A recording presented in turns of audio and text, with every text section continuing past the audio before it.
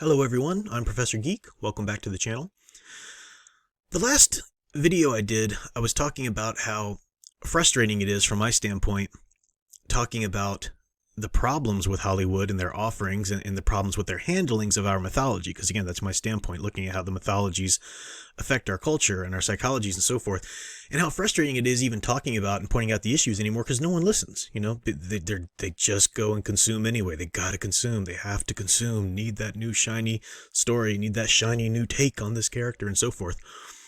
And I'm sure some people watched that video and thought, whatever, I don't care about this guy, and moved on. You know, fine. But as expected, there's deep insecurity in people when they hear that because they're struck by it. They know there's problems with this content and they know they're supporting it, but they can't not support it, can't not consume it. So that, you know, I've got all kind of plethora of justifications and, are trying to shame me into not speaking that truth because it's really uncomfortable. I was thinking about a different aspect of it though the other day, and I thought it kind of opened up a whole new reason behind it. And I thought, yeah, this is part of the problem too. And I thought it'd be of interest to those who do enjoy my channel. We're at a place right now where our culture, none of our cultural stories are given the time to really seed into the culture and become our mythologies.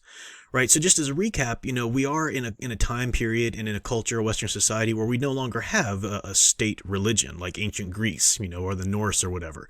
So our mythology isn't our religion. You know, we're a nation or a society of a bunch of different religions and our lack thereof, you know, depending on the person. So that mythology still needs to be there, though, which is a group of shared stories that help us cohese together as to make up a word, as a culture, to help us share and impart to the next generations our ideals, our taboos, the things we should aspire to, the things, the actions and behaviors we should shun, and so forth. You know, what it means to be somebody in any given society. But our stories about those characters, which do settle down into these iconic archetypes and serve the role as mythologies for us, they're being rebooted and retold and repackaged and reimagined so often and shipped out in so many different various flavors that they're not settling into culture anymore. It's to the point where, and I'll give you an example of what I'm talking about in a second to kind of illustrate it, but it's to the point where my students, you know, college students, undergraduate college students, they don't know who Superman is. They don't know who Batman is. They don't know who Luke Skywalker is. They don't know who any of these characters are. They know whatever their favorite recent telling is, and with the young, it's usually going to be the shiniest object off the rack, you know, the latest one or whatever. That's all they know. There's no longer any core to these characters as far as they're concerned, or as far as their cultural moment's concerned. They're just people going into the ice cream store. There's no such thing as an iconic version of this flavor, whatever. It's just, this place, you know, puts a little dash of that in, and this place puts a little dash in. There's no such thing as these characters anymore. So let me illustrate it, and then I'll give you an illustration or an example that hopefully sheds lights on this, and then we'll come back to it. But it's kind of like technology, because technology is happening at the same time with us. It's kind of going hand in hand. I read somewhere, I think it was, I found it on social media. I might have the number dates slightly wrong, but it was something like the distance between the year 1980 and 1939 is the same as the distance between 2021 and 1980. Now, I might be off a couple numbers there, but that same principle still holds, still applies. And that's really mind-blowing. I mean, you think about 1980, you know, I was 1 year old in 1980, but you indoor plumbing, hot and cold running water, that was just, you know, pretty much a staple in households. A color television was a staple in a household. A phone, you know, a car. I mean, these were things that were pretty common. And you go back to like 1939 and, oh my gosh, you know, none of this stuff, you know, technology was still just, you know, inching forward. And you know, sociologists and historians will tell you, scientists will even tell you that technology is incrementally growing faster and faster exponentially, you know. One of those two anyway, to the point where, you know, I mean, think about 2021 to 2010, like 10 or so years before. I mean, we've gone from the iPod era to a smartphone, which does absolutely everything, and that's a good example talking about musical technology. So, for the long time in the 1900s, the record was it. That was the way you owned music and played music back at your leisure, was a record, a wax, a LP, And for a long time, that was it. Eventually, you had reel-to-reel tapes, but they weren't portable enough to really, eventually they shrunk down to the cassette tape, and then that became a thing. And I remember that. So because of the records held sway for so long technologically, there's a culture today that wants to go back and just collect records, and there's a culture of what it was like to maintain the record and to, the sound, the specific sound of the record, when really what you're hearing is that hiss. You're hearing the medium of the wax.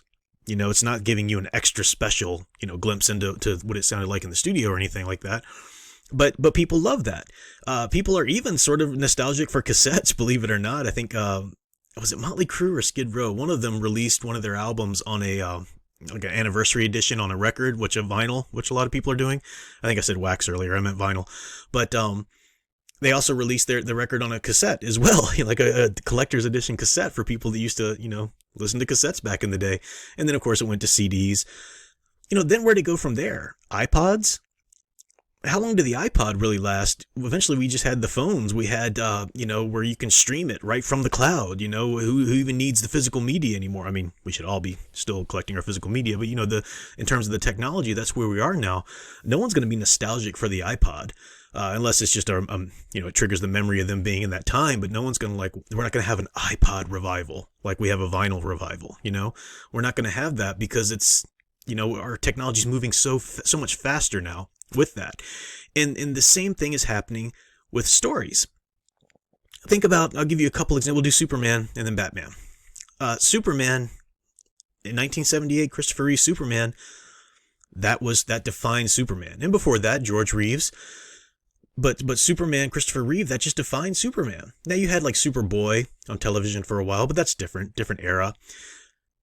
It wasn't really until I think Dean Cain with The Adventures of Lois and Clark that we really had another actor playing, adult Superman. And even then, that was very different. It was a television show, very different take, 90s. So 78 to the 90s. And even then, Christopher Reeve still held sway, so much so that even when you had Smallville happen in the 2000s there, that was a show that was trying to pay as much homage to Christopher Reeve as possible. Again, talking about a younger Clark. And in 2006, when they did Superman Returns, you had Brandon Routh doing his best channeling of Christopher Reeves. That's really impressive. That speaks to Christopher Reeve and the way he was able to really embody the character. But it also speaks to the way our culture allowed that story to settle into our consciousness. And that became Superman to us. And because it honestly embodied the character and who the character stood for and the iconic core of the character that held sway for decades upon decades. As I've said before, don't let people tell you that, these characters when they were first created, they were doing all this crazy stuff. So there's just different versions. There's no such thing as an iconic. Baloney. That is not true. It's just a bold-faced lie. Yes, the characters are created and they do certain things, but they're listening. The creators are listening to the audience feedback, and the character eventually settles. So Superman settles into not being so much tricksterish, but being more truth, justice, and the American way. Batman settles into not being a noir hero that carries a gun, but to be a vigilante of Gotham, but a hero who works with Jim Gordon and doesn't use guns, doesn't kill, and so forth. And those characters remained that way for decades in DC, as far as DC goes, until Dan DiDio mandated it from on high, an arbitrary rule handed down from on high that wasn't just the character naturally evolving. This was the new 52 in 2011. We want these characters different. Dan DiDio's Geek dream was for a dark, edgy DC universe, and he finally made it happen and remade Superman, Wonder Woman, remade them all in the dark, edgy nature of Batman and made Batman edgier than he should be and so forth. And that eventually failed. Obviously, it was going to, but that kind of change was mandated from on high. So back to the Superman example, it's not until Henry Cavill in Man of Steel, Zack Snyder's Man of Steel, that we once again get this mandated from on high. They are consciously trying to turn away from everything Christopher Reeve did with the character. They wanted a different take, different, completely switched around, and highly controversial. It's that Henry Cavill, no matter how much the Henry Cavill fans want to just kick and squeal and scream, he's great, he's wonderful, he will never seep into our culture as Superman the way Christopher Reeve did, because his portrayal is not embodying who the character of Superman is. Another example, which I think even illustrates how screwed we really are when it comes to the way we're just being inundated with all these tellings, is Batman. Batman on screen, Adam West for a long time. The more serious take was in Tim Burton's, 1989, Michael Keaton, Batman. And that was really the Batman, 2 movies. Now they did recast it with Val Kilmer when they brought in different directors and whatnot, but it was kind of like a James Bond deal, where even though you had a different actor, it was still basically the same take on the character. Of course, Joel Schumacher was making it a little bit more cartoony, and that was a problem, right? Because as soon as George Clooney's Batman hit the screen, the culture said, no, we're not doing that anymore. And Batman hit the shelf. There was no Batman movies until Christopher Nolan's. And was it 2008? Right in the 2000s, I think, when Batman Begins came out. I think 2008 was The Dark Knight, maybe. But in the 2000s, when Batman Begins came out. And then that, enough time had passed from 89 to the 2000s where, okay, that was a different take on Batman. And Batman Begins did look like it was going to really kind of, look like he was going back to that sort of comic accurate portrayal. But then Nolan wasn't interested in that. He was interested in telling his own Nolan-esque story, and that was borne out in the sequels to that. And no longer, really, what are the years between Dark Knight Rises and Batman v Superman? Hardly any. Then suddenly you get a new take on Batman. And then what are the years between Justice League and The Batman? Hardly any. Now we got a new take on Batman. And they're going to be more.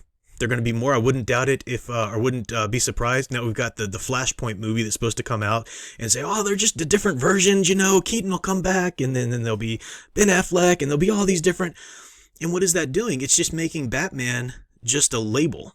There's nothing intrinsic. There's nothing true or innate about the name Batman anymore. Batman's just a word. You apply it to anybody. Here's a window washer. We're going to call him Batman. Hey, it's just another version. Here's a cowboy. We're going to call him Batman. Hey, it's just another version. It's just, hey, who are you to say that that's not the real Batman? That's what's happened to our culture nowadays. So people going to see these movies, there's no iconic versions of these characters, and that is taking away. It's not just about some geek mad that they're monkeying with his favorite character here. It's taking away mythology. It's taking away mythological characters that are vital. Those characters serve a purpose in our society and in our psychologies, and the over manufacturing of them, a new take, a new label, a re-envision, this and that. It's doing away with any iconic core of them. And the same thing is happening with Star Wars. Goodness knows the same thing's happening with Marvel. Even not so much just with specific characters, although I think that's the case with Marvel and Star Wars. It's also the fact of, what did the word Star Wars, what did the mythos Star Wars mean to culture ever since, late 70s? It meant this fantasy, this fairy tale, this good will triumph, this there is absolute good in people, and Luke with that aspirational heroism and so forth. And the Disney sequel trilogy completely deconstructed that. Thoroughly deconstructed that. And people try to kick up a fuss and say, well, but Filoni and Favreau, no, they're not saving anything. They're doing something completely different. They're making something different. Different version of Luke. Different, which ultimately plays into the same version of the sequel trilogy, though people don't like to admit that. But it's just another version out there to muddy things and dilute things. And you think about how many comics and how many movies and shows were true to Superman. How many books in the EU, books and games and so forth were true to the iconic character of Luke Skywalker and so forth. For how long? It's not about the culture just naturally changes and these characters just naturally want to change. No, these changes were mandated from people. And it was from, I think, the companies wanting to try and sell as many shades and as many varieties and many flavors of this character as possible.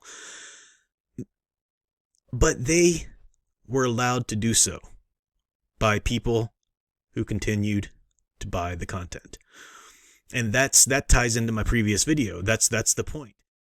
I've had people throw so many, as I said, justifications for this because they can't bear not consuming. They can't bear not going to see these movies and find out what's good about it, what's bad about it. But that's it. That's what's happening. Now, I don't think that society's going to suddenly crumble. I think all of these characters that they're driving into the ground are simply going to cease to hold that iconic significance, sadly. I mean, for all of us who've been arguing for so long that, hey, that's not Superman, that's not Batman, that's not what they would do, that's not what Luke Skywalker would do. If just another flavor after another flavor after another what if after another what if after another what if keeps being released, then once you've gotten to the point where you've killed what the character truly is at their core in the cultural memory, then yeah, that character doesn't mean that anymore. There's no such thing as that character anymore. It's just a label. Apply it to whatever you want. That's all. And what's again still frustrating, but what I just want to keep driving into people's heads because they're so desperate to not have to skip these movies. They gotta watch them. They've gotta watch them. And then pretend that, and then gripe about them, if they don't like this or that. They'll try and defend it or they'll gripe about it. And that gives them a thrill, makes them feel like they're fighting the good fight. No, they're not. They're part of the problem, which is contributing to the multiplicity of takes on these characters and so forth. And it's going to get down to the road to one point where they're only going to have themselves to blame. Hollywood's going to continue to do what Hollywood's going to do. But we as viewers can shut them down, but viewers can't. Viewers can't. They've been tapped in. They've been their identities sold to these to this fight, this battle. Quote unquote battle. Are you with the MCU or the MCU? There's no such thing. There's no difference. There's no difference. Are you with the Kathleen Kennedy evil Star Wars or the good Favreau Filoni?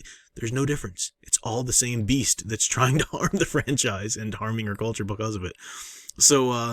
So yeah, just a slightly different take, similar topic and theme to my last video, but I just I realized one of the problems is that the multiplicity of content, of different takes on the characters and everything. That's a real part of the problem. So just wanted to share those thoughts. If something else strikes me as interesting, I'll share that as well. But till next time, keep enjoying and digging deeper into the true hero stories, as long as we can still remember them, that are out there. Thanks for watching.